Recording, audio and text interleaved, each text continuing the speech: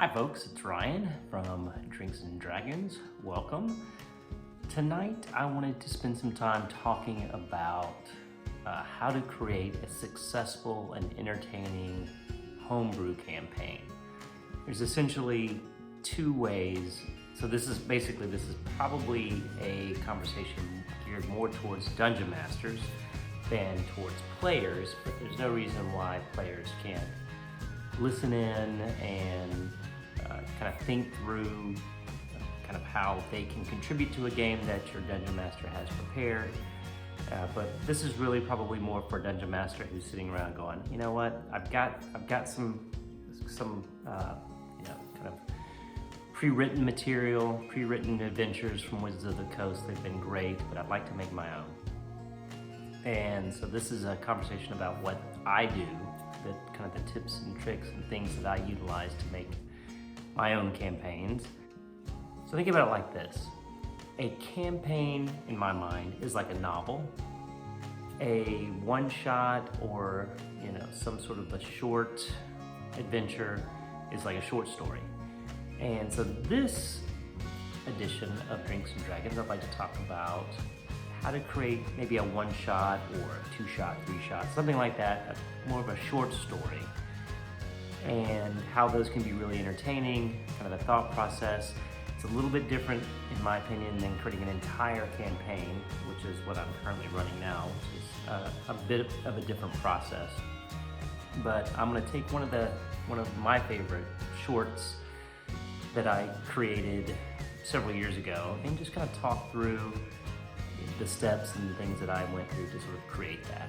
So stay tuned. How to create a one-shot or a short adventure for your adventuring group.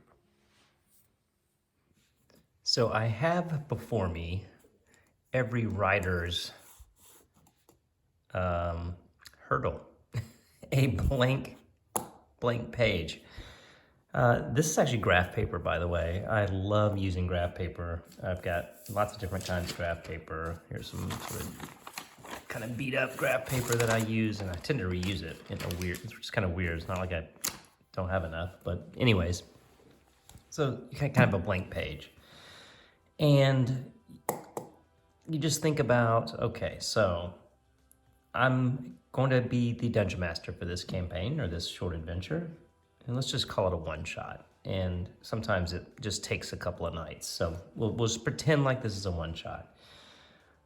So maybe you want to think about a couple of different things. They don't have to necessarily be in the sequence that I'm doing them here.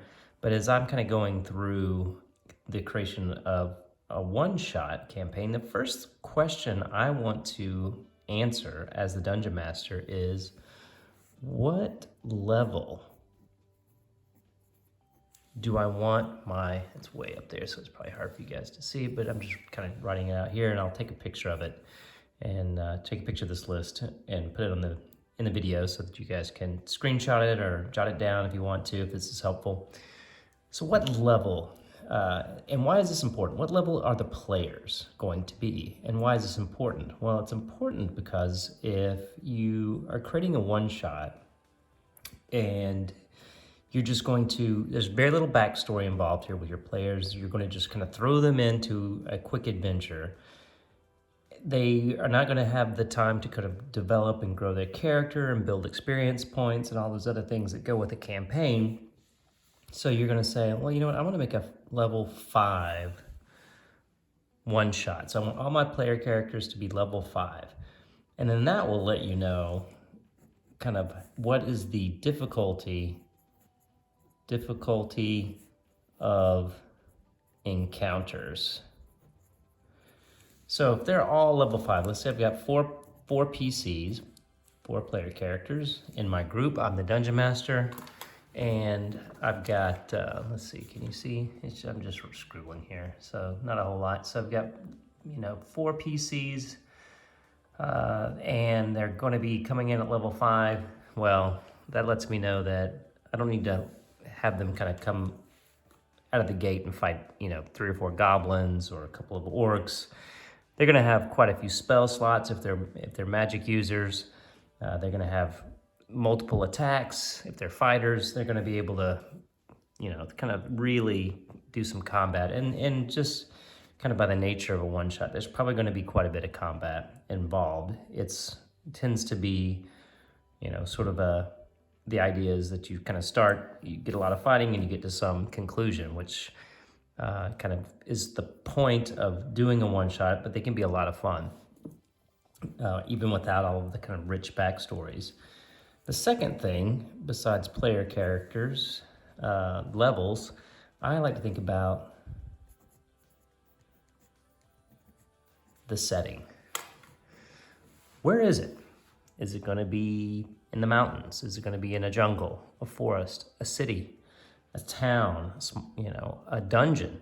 The setting will let me know kind of what's the mood. Is it going to be, and you think about setting, and this goes for whether you're creating a campaign, a much more kind of committed long-term adventure, or a shorter one-shot. But the setting is the background. It adds the flavor. It adds the kind of the character, the texture, if you will. And if you think about how important setting is to great fiction, just think about Lord of the Rings.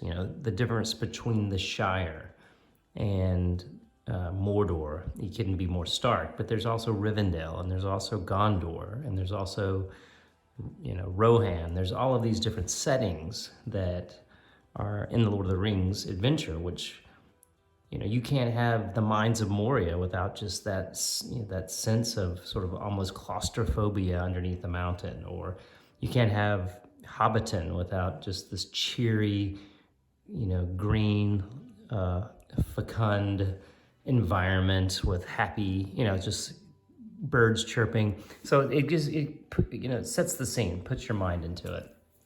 Kind of where it is, and this is set. So describing the setting, creating an interesting setting, and making a decision about what that setting is going to be integral to a couple of different things. Kind of how your players interact with their environment, and maybe even the types of creatures. So how do players interact with the environment? Think you're Jack London, man versus nature. And then what types of creatures live there? And it's D&D, so it's completely, there's no rules. You can't say, you can, if something lives in the Underdark, historically, there's no reason why they couldn't have escaped into the surface for some reason. It's the rules they're not hard and fast, obviously. It's meant to facilitate the story. So I think about what level my players going to be, where are they, what's the setting, and then it starts to get tricky. All right, what is the hook? And you'll see this from time to time. And I'm going to read you a hook that I wrote that I've not done anything with just yet. And I wrote this, I don't know, a few months ago. And if you can read my chicken scratch, you're welcome to read along with me. It's awfully dim. And this is just an adventure hook that I kind of put together. It's a paragraph. And, hopefully this will give you a sense of maybe a certain type of hook that would give your players the reason for being there. That's really the hook. I mean, why are they there? This is the where, kind of the who, but the why are they there is the hook. This is the thing that kicks off the adventure and gives them a goal. So I'll read it to you now. All right, here it is. Gothmog of Udun was an extremely powerful cleric who lived many centuries ago. As he aged and grew in wealth and power, he also grew in paranoia. He commissioned the construction of a grand sepulchre to house his fortune. Legend has it that Gothmog became obsessed with his fortune, and wait, what did I write? Obsessed with his, right, I can't read my own writing. Legend has it that Gothmog became obsessed with his future burial sanctuary and grew ever more senile.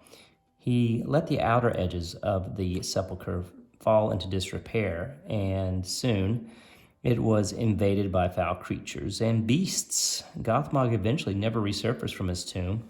In the centuries that followed, many adventurers have sought it out for its alleged fortune.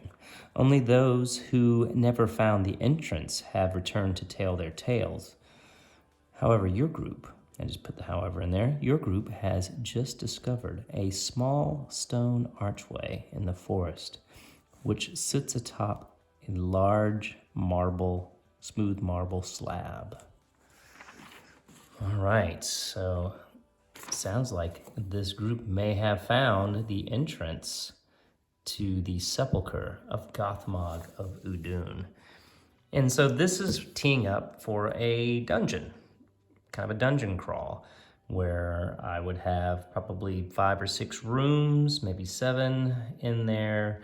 Probably, so I've already kind of set the stage that there are creatures, external creatures that are kind of in the outer layers of the sepulcher. So I'm guessing I would probably, if I'm drawing this, I would have almost like a maze type scenario. You've got the entrance, but like the tomb, the primary tomb is in the center, and there may be several other, left or right. There's going to be rooms here, maybe a fake room here, with maybe a secret door that leads into the actual tomb where Gothmog might be some zombie version of Gothmog, perhaps. This might be the big boss showdown at the end.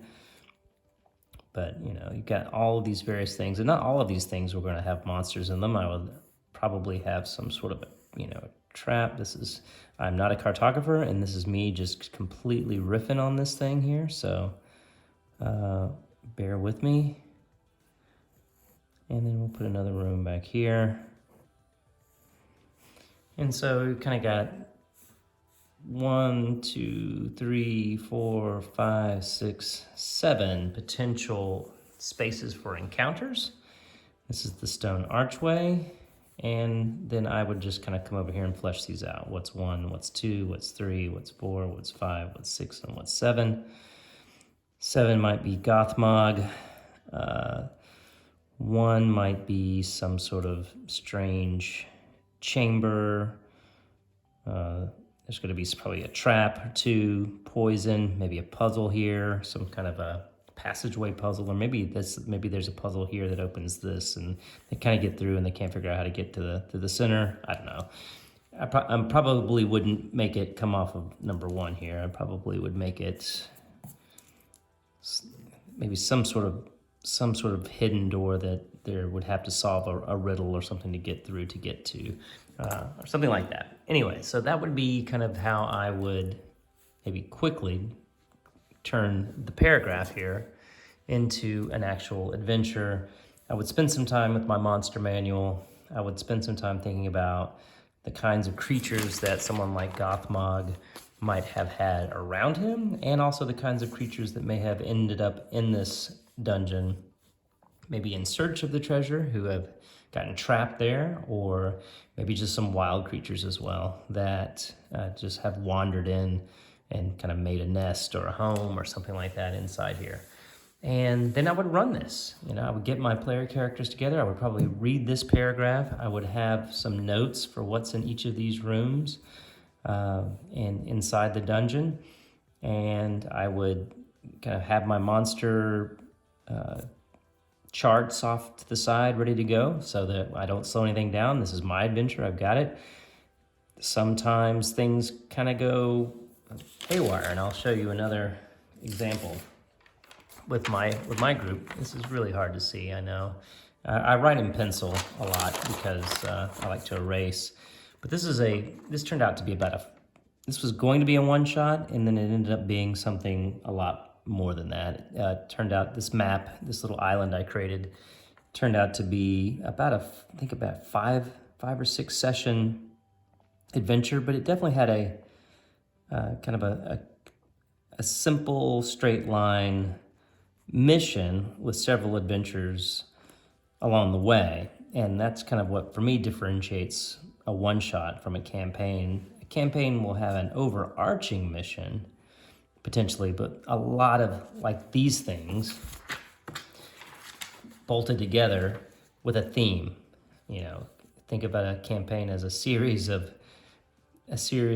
single adventures, but connected with a theme, and so you can kind of make a campaign stretch as long as you like. But for this particular adventure that I did, this was an island. I had everybody kind of arrive here. Actually, I think they might have started in Waterdeep, if memory serves. I've got my old notes here as well. I think everybody started in Waterdeep on the docks, and they grabbed a boat.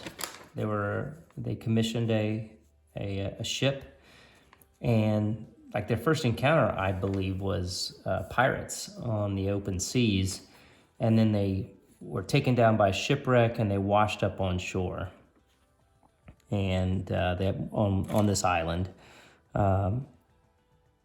So their task was to survive, if I'm not mistaken. This might be a different one actually than the one I'm thinking of, but anyway, yeah, because I see ice here. Oh, it is. This is this is also another one shot that I did. This was a crazy one. This was actually in a cave, an ice cave that I think my players, I had them. So this is an adventure that I did, and this is an adventure I did. This is the boat one, and this is the ice one. So again, going with setting. Sorry about that. I'm trying to keep up with what I've done here over the years, and sometimes I'll just keep these little scraps for posterity. This was the ice one that I did. We have Ice Hag here. This is crazy. Hand of Vecna. Yeah, right. I mean, I just was throwing all kinds of stuff in here. I think I ended up also with a deck of mini things in this adventure. Give me 1 second. Aha! Okay, so I found the island adventure. I knew I had it somewhere. This is the island. Looks a lot different than this. This looks a little bit like the Great Lakes, maybe in Europe. This is the island adventure. I had everybody on this one, and I've got more extensive notes on this one as well. How they started. This is an adventure for level 1. They started in Waterdeep. They went to Kimalos, and this is the island they crash landed into. But they have several adventures. Adventure 1 and 2, 2, 3, 4. I had it broken down like that. The very first adventure after their shipwreck was that they landed on this section of the beach here, and I blew it up. And I had them all roll a D100 and record, kind of like as the beachhead was here, as they kind of landed along the beach. And their D100 was the number of feet they were each separated from each other. And so it was very much about their movement, because they immediately came under attack. And so they had to figure out, okay, if this was the person that came under attack, how close was this person, how close was this person, and how close was this person? And so it added a little bit of urgency to the distance that they had to cover. So I thought that was a lot of fun. So that was my island adventure, one shot. What did I say? 4 adventures in one here. Yeah, 1, 2, 3, 4. Passengers on a ship, a caravel, and I've actually had a printout of that, if I'm saying that right. You guys can correct me if I'm mispronouncing it, but this was my guide for the ship, and you should be able to see because it's a printout. This is the ship they were on, so I had the hold, the lower deck, the main deck, the quarter deck, and so they started out on that ship. Suddenly the sky begins to darken, right? And then the storm hits. So there's that. This was the one. What I was getting ready to say about this one, actually, the mountain one, is there's a high peak here, and I actually did some topographical stuff on this one. There's a high peak, and the adventurers were on that peak. And I fully expected them to go down the slow side here, the nice, easy descent. But these guys all decided they wanted to go quickly off the edge. Had nothing planned for the forest over here.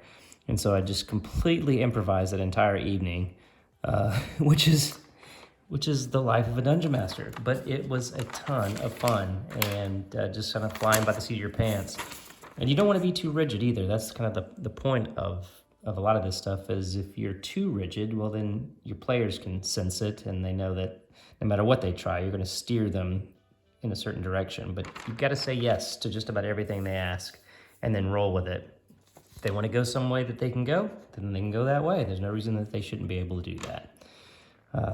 So there's the ice one, the mountain one, kind of the background for the mountain one there. So there it is. So level, setting, hook, and then I guess if you want to do this, the adventure itself. Itself. I can spell that. And then you kind of have your rooms, you know. Here's a monster here, a trap here, another monster here, puzzle here, or a riddle, or something that requires some brains.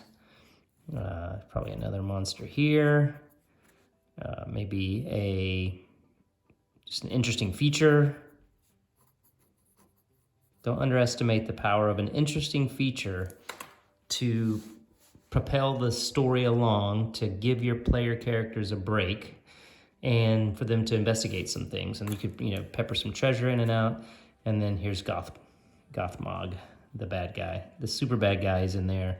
And it's a one-shot, so your characters, that's the other little hidden gem about doing a one-shot is if your character gets killed, and the player character, well, you know what? They're a little bit more expendable than they would otherwise be if it was a huge adventure that, you know, they're a part of. And you don't really want to wipe out player characters willy-nilly, but for a one-shot, I think the understanding is that that's always a possibility. That's sort of it for my conversation around one-shot home brews or short session home brews. You don't have to have a massive story. It's a kind of a hook that gets them in, kind of maybe helps them discover something, maybe just, you know, get some treasure, or maybe they all get destroyed. It's a one-shot, so it's kind of a part of the deal. It can be a ton of fun. You should never be too rigid. Yeah, I could forgive a dungeon master in a long campaign for sort of steering some players in certain directions if that's sort of the purpose of the campaign. You can't, you know, you are the storyteller here, and you have a plot that you kind of need to maintain. So in a big campaign, maybe, but in a one-shot like this, you know, it's just go and have fun. There should be no plot, really, other than kind of fulfilling what the hook is that got them there in the first place. The other piece is consider how many non-player characters need to be involved. Those can be a lot of fun. I'll tell you this story very quickly, and I've actually considered writing this one into some sort of narrative because it was just a ton of fun. So I'm not going to give the whole thing away, but it was a session that I ran. Turned out to be about a 5 or 6 session adventure, short adventure. I think the players, I'd have to look and see if they were in Baldur's Gate. Almost all of my stuff, by the way, is set in Forgotten Realms. I love the Forgotten Realms settings.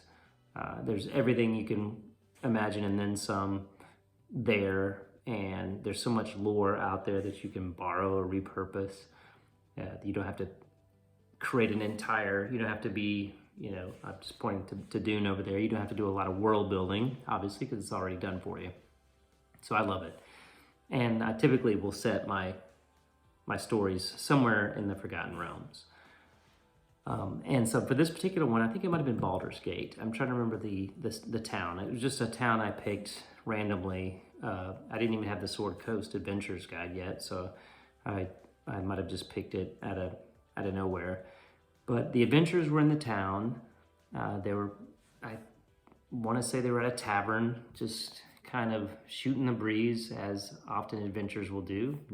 Sure, it's hackneyed, but there they were in a tavern.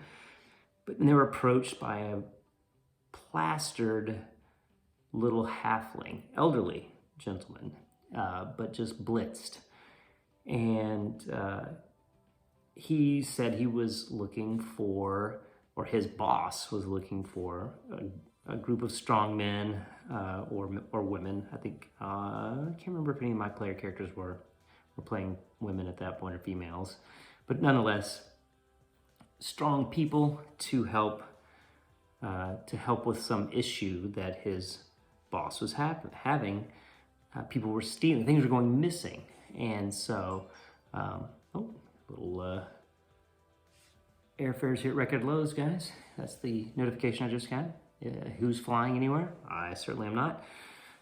So anyways, they're sitting in the tavern, little guy comes up, he's blitzed.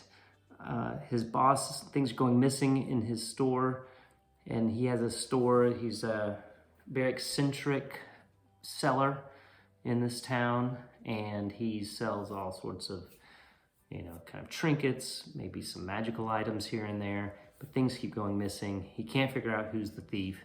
He set all kinds of traps, all kinds of mechanisms whereby to catch the thief, and he can't do it. And so the drunk halfling passes out, but kind of mumbles the name, and then they go and speak to the proprietor. He's very pleased to meet them. He says the only clue he's been able to discern thus far, and he hires them to help him figure out where all this stuff is being stolen from. He says the only thing he's been able to kind of figure out so far is that there's this crazy well out on the outskirts of town, past kind of the gates in the wilderness. And there's this really rancid odor apparently that's coming out of this well. I think there is. I'm trying to remember if that was what it was. But basically everybody that he'd sent, no one has returned. And so he can't figure out what's going on. He just knows that there's something around this well that seems to be connected to where his things are going. And so the players all march out to this well, and they got to figure out how to get down the well. And I think one of the reasons why the session took so long is the players, I think we spent an entire session of the player characters trying to figure out how to descend into this dark well, and it was hilarious. The problem solving and just the mistakes. One of the characters I think was going to just dive into the well, and I had to mention that it was a dry well, so he changed his mind on that. But just a lot of fun. And then they get to the bottom of the well, and things get really dark, figuratively and literally. The further they kind of get under the ground, and I won't give too much more of that away, because it was really entertaining, and I thought this is maybe one of those things that people talk about, where you've got this session that if you wrote that down in a book, people would read that because it was really entertaining. But I don't know the logistics of writing. I mean, I don't think you can write D&D books without. I think you could just, obviously it's Wizards of the Coast's intellectual property. Maybe I could change stuff up. I don't know. This doesn't feel the same though if I did that, but we'll see if I ever publish that. But it was a lot of fun. So that just gives you a sense of how much fun you can have with these adventures if you commit to them, if your players are committed to them, and if you as a dungeon master, if you have a good idea for how to wrap it up, that's also really important. It is important. I don't know if it's really important. It's important because the fun is in the adventure itself. The conclusion should be meaningful and impactful, but sometimes that conclusion is everybody just gets obliterated. Or maybe they inexplicably beat the bad guy. And, sometimes they do, sometimes they don't. Maybe there's one left standing to tell the tale. But anyway, I've talked enough tonight. Hope everybody's doing great. My adventure that I'm running now is a campaign. I think we're on 17 sessions. Of course, it's still all virtual. It's a bit of a struggle, not gonna lie, personally, just because I love the camaraderie of playing games with my friends in person. Sorry, my ring notification's going off there, so I'll move that out of the way. So I miss the camaraderie of playing, obviously, with my friends in person, but come on, that's, considering the struggles that folks are having, that's not even really worth bringing up. It's amazing that we can even still play and use this technology that we have to play, even though it's virtual. But it's not the same, so I will be looking forward to when we're all vaccinated and can get back together again in person and play. But my campaign is 17 or 18 episodes, 17 episodes in. They're shorter episodes. It's all on Zoom, and they're recorded. But I'm kind of, if you guys are watching this, if my group is watching this video, mute, turn away. They're probably a little over halfway, and I think I've got them. I think I know how to kind of. They're kind of rounding the backstretch. If you're talking about the 400 meters, you know, they've kind of hit the 200-meter backstretch and are kicking around that back curve now, getting ready to kick into the curve. They're not on the straightaway going to the finish line yet, but they can definitely see it. So I'm excited about that. The adventure's been really fun. It's still, you know, it's still not the same, but I hope if you guys are watching it online that you're enjoying it as much as I'm enjoying telling it, and that the players are enjoying playing it. So with that, please feel free to subscribe to my channel. I think I'll put the button over here this time. I'll leave links to some other Dungeon Master type videos, tips and things like that, how to run combat. I think those are probably more for DMs, how to build a player sheet, or it's going to be on the player side of things. But you know, I guess one last parting thought. It's good, I think, for players to do both. Some people love to be the Dungeon Master and they volunteer for that. Most groups, our group included, we kind of do a sharing. Every DM has their strengths. Every player has their strengths as player characters. I like to DM, I also like to play. So it's good that we have a group that we're willing to pass, I'll stick with track references, pass the baton from player to player or person to person, who gets to DM. I've always ran with this group my own homemade content. Most of the other folks have run content from Wizards of the Coast, those pre-written adventures. We've all had a blast doing all of them. So as a player, it's important to understand the dynamics of being a Dungeon Master. I think it makes you a better player. And as a Dungeon Master, it's important to have played, because you didn't know what makes for a fun evening, a fun game session. So there you have it, my final thoughts on that. So this video kind of fits in the Dungeon Master side of things, but there's plenty of player content out there as well. So if you want me to talk more about anything that I talked about tonight, feel free to leave a comment below. If you have other ideas for things, I just ended up with kind of these 4 things, just kind of off the top of my head here. You know, the level of the characters, the setting, the adventure hook, and the adventure itself. Little maps and some guides, and it doesn't take a whole lot. You know, that's one thing about that you want to be able to do with this, is kind of turn it around pretty quickly, so that you can go out and start having fun. Particularly if something changes, somebody's not ready, you can have a couple of these one-shots in the can, ready to produce and get moving on. So, hey, anyway, let me know if you have questions, and we will talk to you next time.